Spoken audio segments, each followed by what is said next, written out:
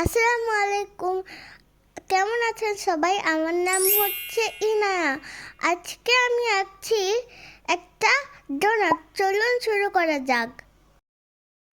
তো প্রথমে আমি হালকা করে একটা গোল এঁকে দিয়েছিলাম সুন্দর করে। তারপরে আমি সব ক্রিম এঁকে নিলাম। ক্রিম এঁকে নিয়ে কিছু স্প্রিঙ্কেলস এঁকে দিলাম। স্প্রিঙ্কেল এঁকে দিয়ে মাঝখানের ওই গোল গর্তটা আছে না, ওই দিকটা করে নিলাম। তারপর আমার ডোনাট আঁকা হলো।